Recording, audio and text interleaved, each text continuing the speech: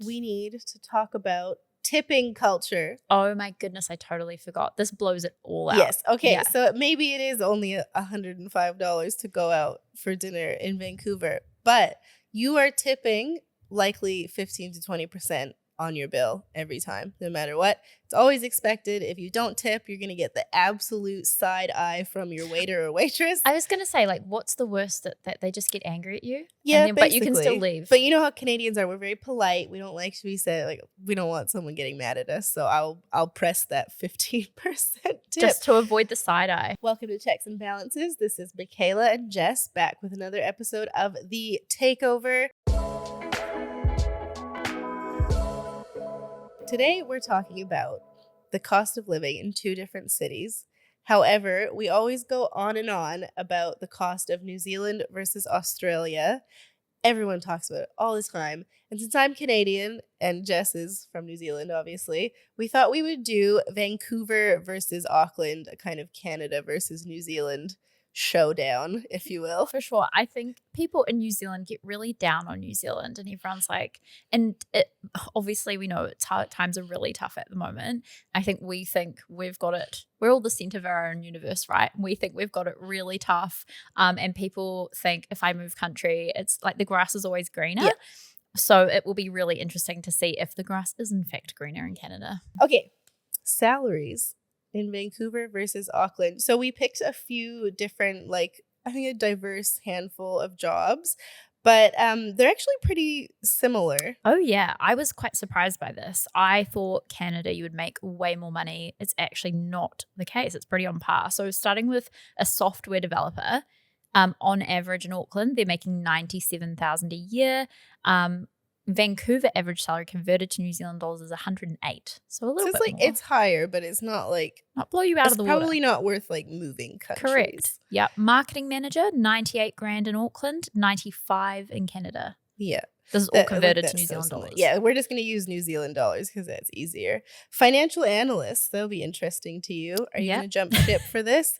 $83,000 a year in Auckland versus $90,000 a year in Vancouver. So again, very, very similar. I'll stay with Lighthouse. Thank you.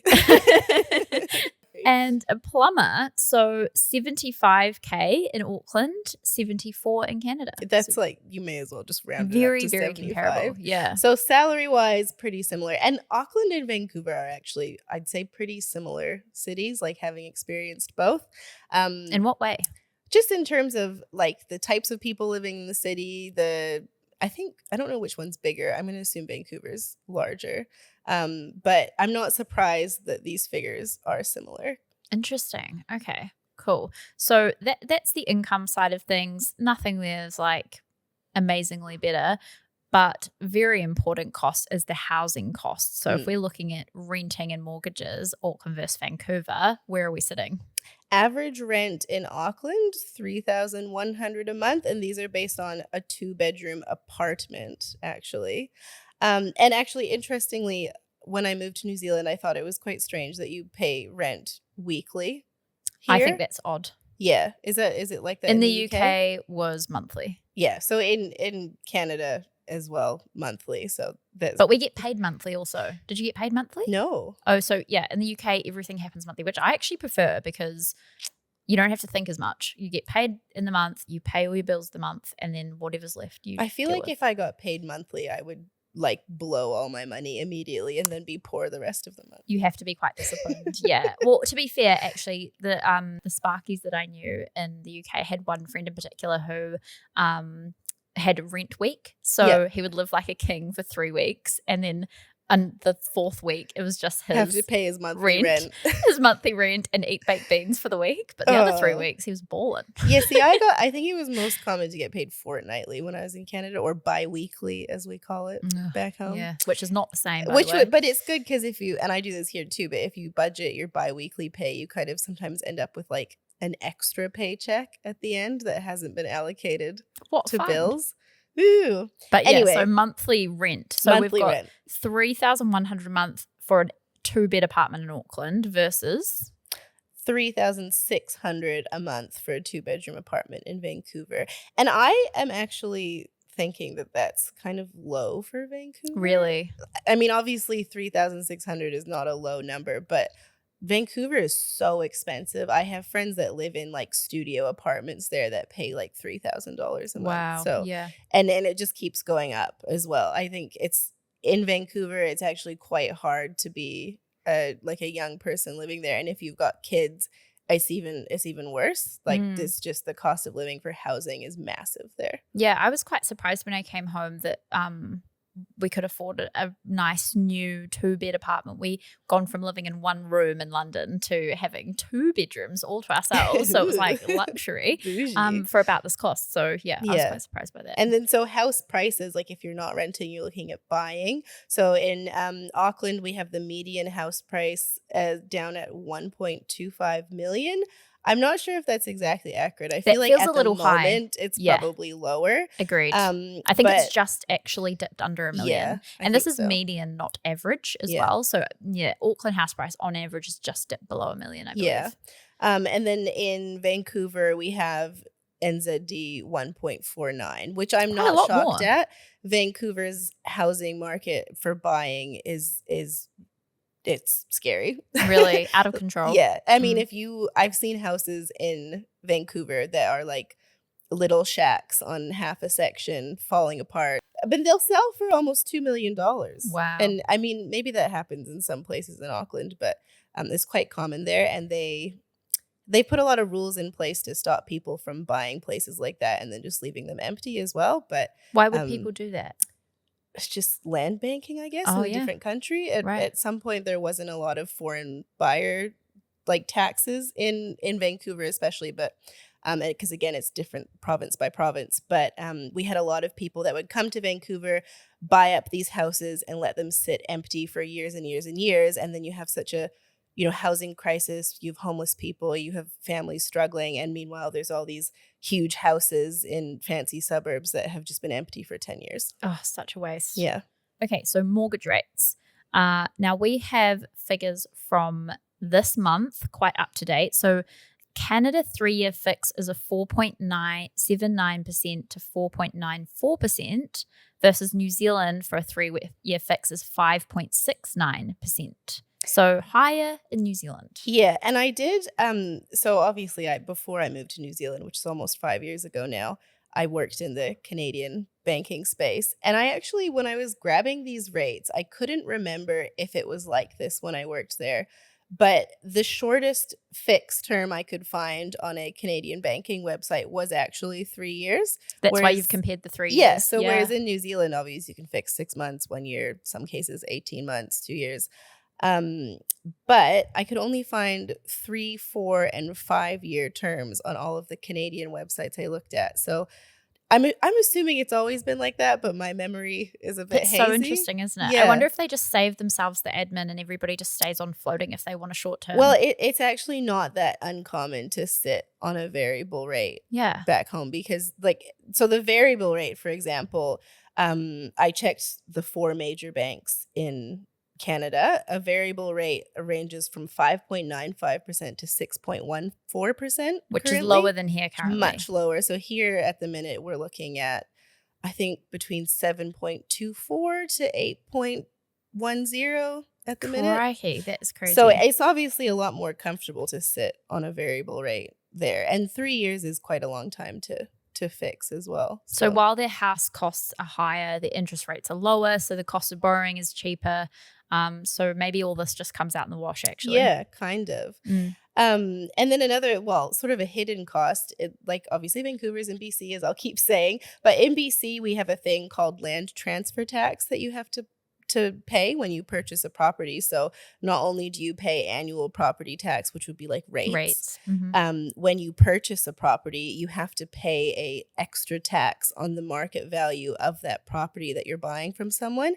And it's not only if you're buying, it's also if you inherit a property or someone very generously gifts you a property. Must be nice. Even if you're not paying anything for that property, you'll still get charged the land transfer tax on the value of it because the government's got to clip their ticket. Yeah, this is also called stamp duty in some countries. So I had never heard of stamp duty before I moved overseas. And yeah, we're very lucky not to have that as first home buyers in New Zealand. Yeah, because I think you were saying the UK has something The UK like has that. I think it was put in place to make sure the property market, people aren't just house flipping, and to kind of slow down that process a little bit. But actually, from what I've heard, it doesn't work either. That would be another podcast, really interesting. Does stamp duty actually work? Should New Zealand have it? Write that down. Yeah, because I think some places in Australia have it as well. Yeah, I know my husband's sister bought a house in Melbourne, and she was saying that the extra duty on top of the house purchase was massive. Like, it was quite a lot of money. It can be, like, we're talking tens of thousands. Yeah. Yeah. And as a first-time home buyer, like, that's a massive extra cost to budget for. Although I did read that if you're a first home buyer, I think in the UK, you can get a bit of a discount. Discounted. Yeah. And then I think there's also different exemptions that work. In Canada and BC, you're not so lucky. There's not that many ways to get out of the land transfer tax, unfortunately.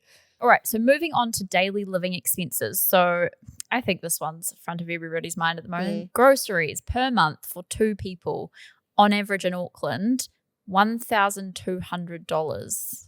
Does that feel right? Sounds right to me. Yeah, that feels right to me. So when I do a mortgage application, I find a lot of people way undershoot their grocery costs. They'll say, yeah, I only spend $500 a month for 2 people and a baby or something. But with a couple, it's usually closer to $1,000 to $1,200. And then when you have kids, it usually goes up quite a bit from there. Yeah. And so comparing that to Vancouver, in New Zealand dollars, the average cost is $1,360 a month. Yeah.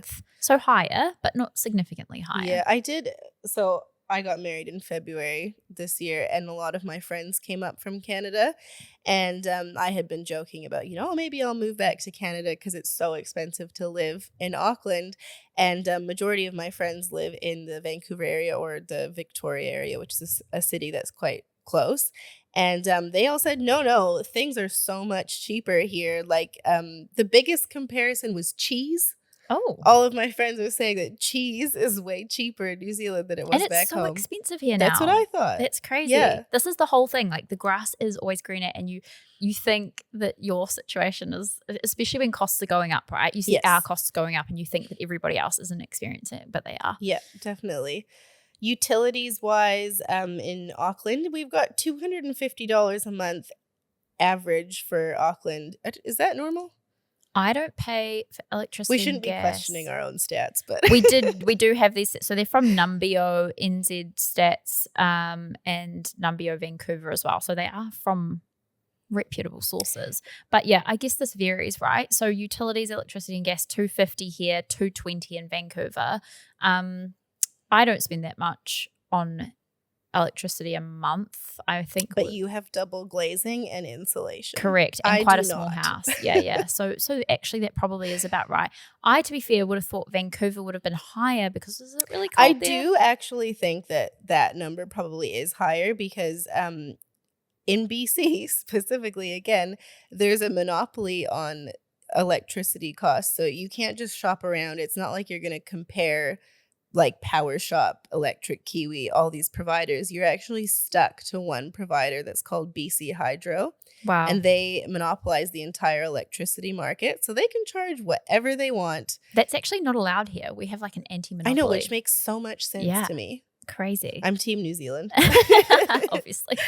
And then public transport. So for a monthly pass in Auckland, we're looking at $220, Vancouver $140. So quite a bit cheaper. Yeah, I think no shade to Auckland Transport, maybe a little bit of shade. Oh, a little bit of shade. But the transit system here, it's not it really leaves a bit to be desired. Leaves a bit to be desired.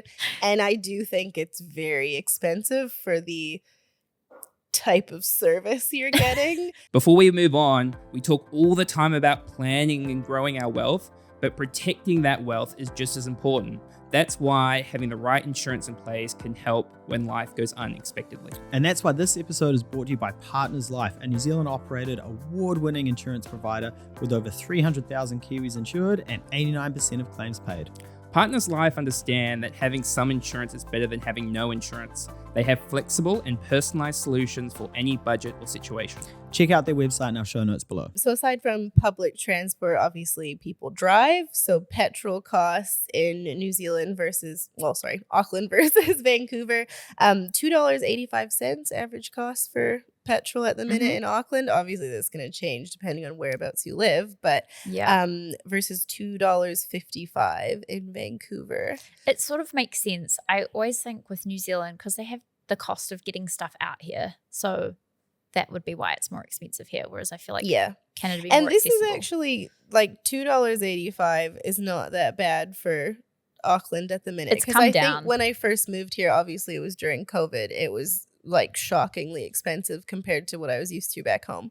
Yeah. I was quite blown away. Yeah, petrol's one of those things, like my husband obsesses over it, and always I do try and find the cheapest petrol stations to go to. However, I'm like, I know I'm going to have to fill my car. It's like I have to. Yeah. So I don't obsess because it's going to happen skip anyway. out on it. No, exactly. Unless you took the excellent public transit system that we have here.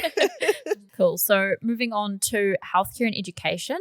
So a GP visit in Auckland, $60 per visit, whereas in Vancouver, it is covered by government healthcare. Yeah, so in Canada and BC, we have like free healthcare, obviously, but the caveat there. Oh, really? No, everything's like you don't pay for anything. A prescription. I'm sorry, you do pay for prescriptions usually, but no GP visit costs. Everything, you just show up. However, the caveat there is you end up waiting a very, very, very long time to get anything done. And for a GP visit, it's actually very, very difficult to find a GP that is willing to take new patients. Wow. So although it doesn't cost you anything, it might be very difficult to actually find one. Personally, I would rather pay my GP $60 a visit and be guaranteed to be seen, because I think the clinics use that cost to keep themselves operating. Right. Versus in BC, there's no public cost going in, so they're relying on government funding, which means a lot of them are swamped and they can't take new people and they don't have capacity, and for lack of a better word, it's a shit show. Fair enough. Okay, cool. And so sort of on that, with private health insurance, because I sort of feel like in New Zealand there's definitely much more of a need for that here, to prop up what is available publicly. On average, $150 per person per month in New Zealand or in Auckland, compared to $125 in Vancouver, so very comparable. Yeah. Education, so university per year, I was quite surprised by this one. In Auckland, we're looking at $7 to $10,000 a year on average in Auckland, compared to $8 to $11,000 in Vancouver, so definitely a little bit pricier. Yeah. I think it's more pricey, but probably similar. I think we both get a lot of like international students in as well. Like in Auckland and Vancouver are both like desirable cities for people to go to school in. So it makes sense that it's a higher cost. And the private, sorry, I just want to go back to the private health insurance thing. It's not very common to have private health insurance in well, Canada if everything's at all. free, then people wouldn't see the need as much, right? Exactly. But here, good. Okay, so now the fun stuff. Entertainment and lifestyle. So dining out for two in Auckland, and this is very dependent on when you end up going for dinner, but we've got a mid-range meal for two at $120. In Vancouver, it's $105. So a little bit pricier here. But But we need to talk about tipping culture. Oh my goodness, I totally forgot. This blows it all out. Yes. Okay. Yeah. So maybe it is only $105 to go out for dinner in Vancouver, but you are tipping likely 15 to 20% on your bill every time, no matter what. It's always expected. If you don't tip, you're going to get the absolute side eye from your waiter or waitress. I was going to say, like, what's the worst that they just get angry at you? Yeah, but you can still leave. But you know how Canadians are. We're very polite. We don't like to be said, like, we don't want someone getting mad at us. So I'll press that 15% tip. Just to avoid the side eye. Just to avoid the side eye. But it's, so I went back to Canada in 2022. And back when I used to live in Canada, the tip range, like someone hands you the FPOS machine to pay for your whatever service it is. And the range used to be 10, 15, 20%. And you'd select your option, or you'd put in like $1 if you really hated them. But now you go there and the range is 15, 20, 25. So your minimum they're expecting is 15% in a lot of cases. And like, That's a lot. Yeah. Yeah. I feel like I would so much rather they just bake in the cost of the Definitely. thing. And I really don't like not knowing what I'm paying. I just No. want to, and the whole It's expectation a lot around of it. pressure too. Do you feel like you prefer our system or the tipping 100%. culture? I That's hate interesting. tipping so much. Like, unless someone's done a really, really good job and I want to tip them, I don't want to be obligated to tip you, even if it was Just terrible okay. service, Yeah. And this isn't just on meals. Like, in North America, you're also expected to tip on, like, basically any service. So if you go out and you get your hair done, you get a whole blonde balayage, costs you $400. Easily. You're tipping the waitress, the hairdresser as well. A tattoo, you got to save up the extra That's money to tip the crazy. tattoo artist. Like, I've even seen some of my friends talking about paying their wedding vendors. And so you're getting married and you've got a photographer and they go, how much should I tip the photographer? No. You've already paid them like $5,000 So much just to money. take the photos. No way. Yeah. So I think that even if in general these entertainment costs in Vancouver are a bit lower than they are in Auckland, that tip aspect just blows it out of the water. Completely. And that's definitely something I feel like Kiwis don't think about either. It comes back to like we sort of forget how lucky we are. Yes. No stamp duty, grass is always greener. Yeah, we're pretty lucky to have this stuff. So things like cinema tickets, they're exactly the same, $18 in each city. Gym memberships, pretty comparable, $75 in Auckland, $68 in Vancouver. So not that different either.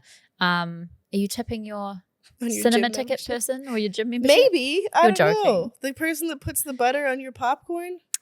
That's 15%. a machine. Shocking. Okay, so quite importantly, we've got to look at the taxes as well. So tax can make a really big difference. The boring stuff now. Yeah, a little, but it can make move the needle, So income tax for a salary of $75K in Auckland is at the 33% tax bracket. So we've got a progressive tax system here. It's like not everything's being taxed at the 33%. That could be another podcast the boys have probably already done. But compared to Vancouver, which there's two types of tax, federal and provincial, totaling 27%.